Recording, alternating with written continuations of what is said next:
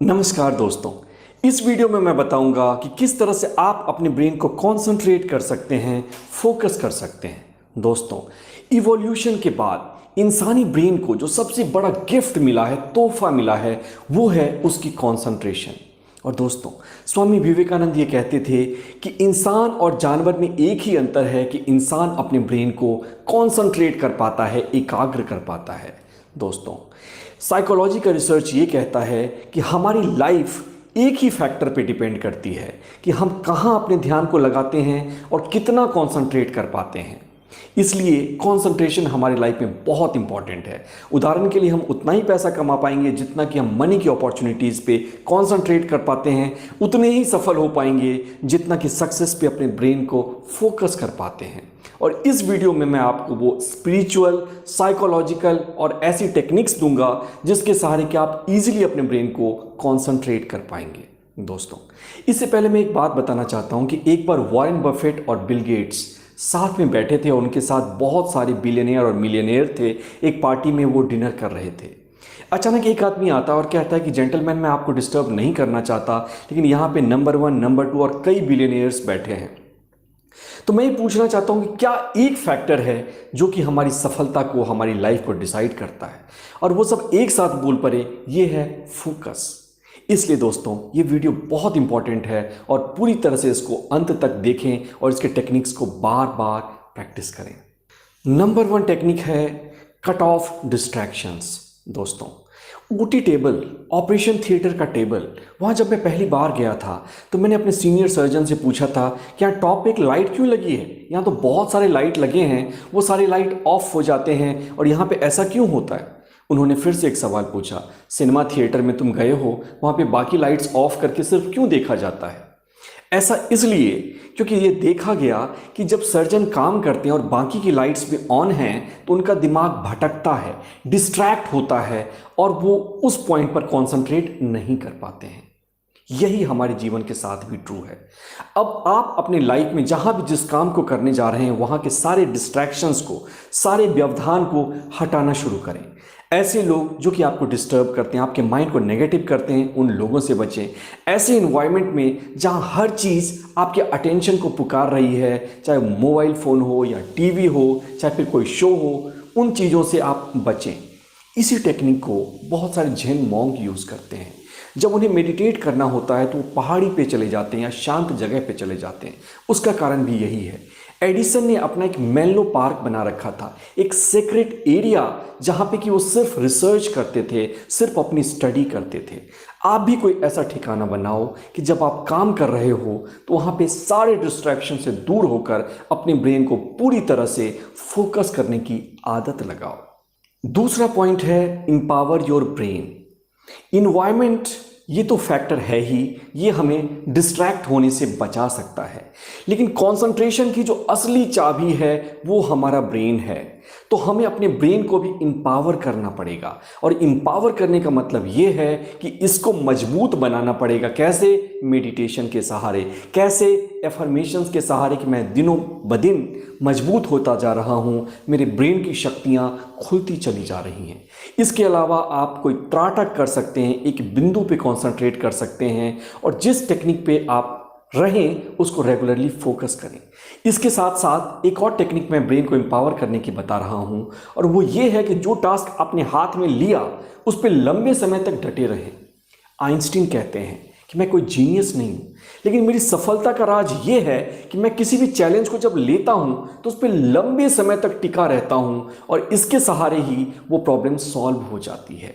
आप भी आजमा कर देखें, आपको बहुत अच्छा रिजल्ट मिलेगा। नंबर 3 है रिलैक्स योर ब्रेन।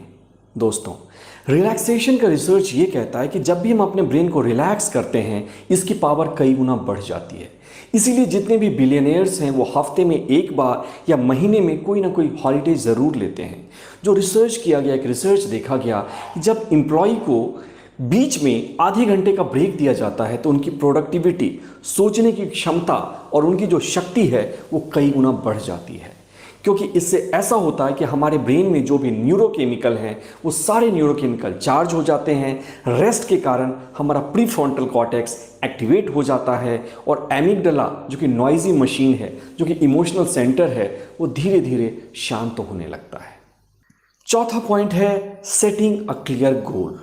दोस्तों, एडिसन ये कहते थे कि बहुत सारे लोग ऐसे हैं जब सुबह उठते हैं तो बहुत सारे प्रोजेक्ट पे फोकस करते हैं, और मेरे जीवन का एक ही उद्देश्य है कि मैं दिन में सिर्फ 1 या 2 प्रोजेक्ट पे फोकस करता हूँ, और इसके कारण मैं अपने माइंड को कॉन्सेंट्रेट कर पाता हूँ।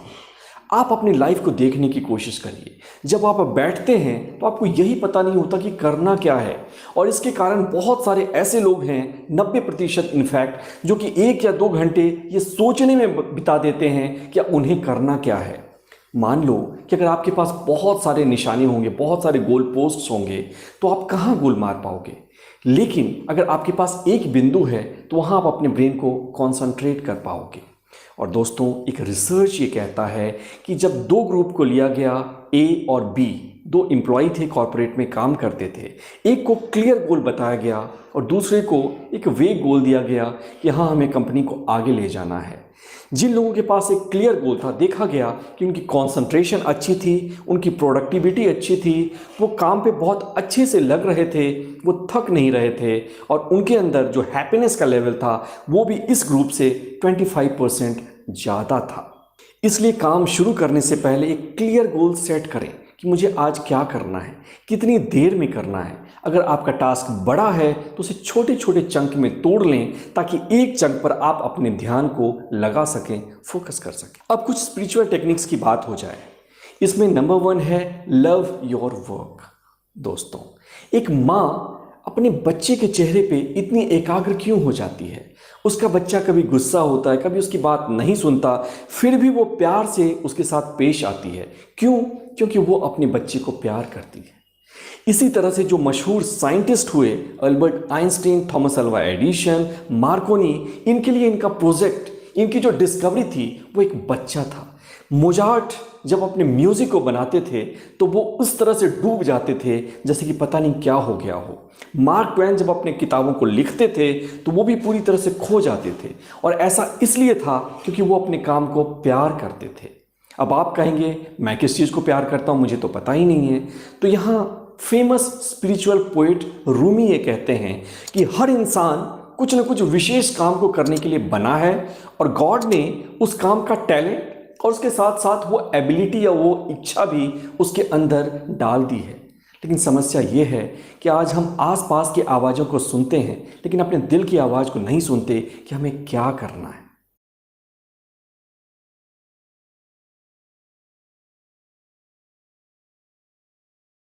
The oneness with the God.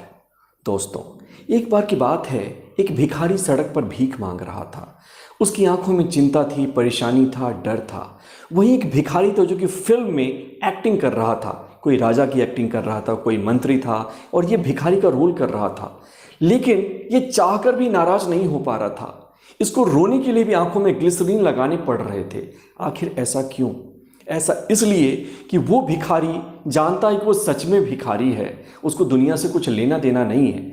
लेकिन ये जो एक्टिंग कर रहा है, इसे पता है कि राजा, मंत्री, संतरी, प्रजा जो भी है वही मैं भी हूँ, मेरा दर्जा भी बराबर का है। और दोस्तों, यही आपको समझनी है।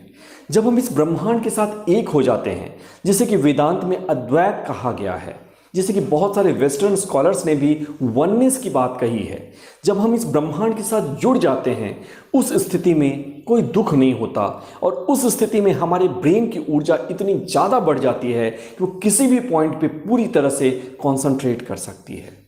इसलिए आप वननेस मेडिटेशन ट्राई करें।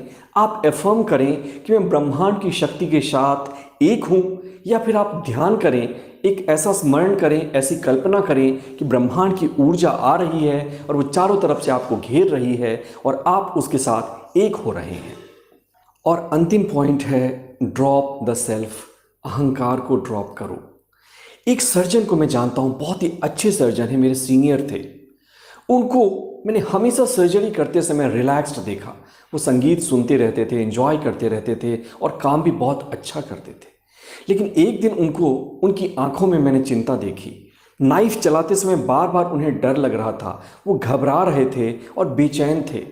था ऐसा कि वो अपने बेटे की सर्जरी कर रहे थे, और भी सर्जन्स थे लेकिन वो भी टीम में थे, और इसके कारण वो बहुत ही चिंतित और परेशान थे। जिस परिस्थिति में भी दोस्तों हमारा अहंकार या जिस काम को भी हम सेल्फ के लिए, सिर्फ अपने लिए सेल्फ सेंटर्ड होकर, अहंकारी होकर करते हैं, वहां पे कभी भी हमारा मन एकाग्र नहीं होगा। एकाग्रता को आप दिए के लॉ की तरह समझो, और ये समझो कि इसको बहकाने वाली लालच, ईर्ष्या, घृणा, द्वेष, स्ट्रेस, एंग्जाइटी, ये सारे के सारे हवा के झोंके हैं।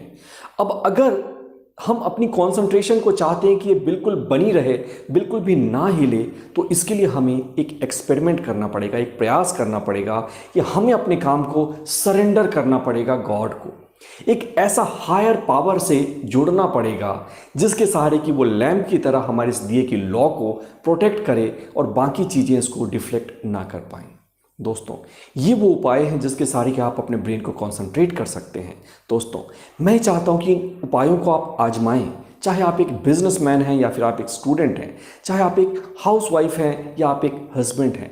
ये हर किसी के लिए उपयोगी टेक्निक है, और आप अगर इसको सिर्फ 21 दिन तक आजमाते हैं तो ये आपकी आदत बन जाएगी और आपके लाइफ को हर डायमेंशन में बदलेगी।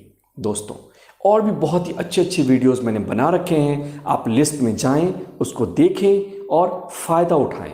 दोस्तों, अगर वीडियो पसंद आई हो, अगर आपने कुछ सीखा हो, तो एक कमेंट करके आप मुझे इनकरेज कर सकते हैं, क्योंकि मैं जो भी वीडियोस बना रहा हूं वो वही वीडियोस हैं जिसकी कि आपने रिक्वेस्ट डाली है। Thank you.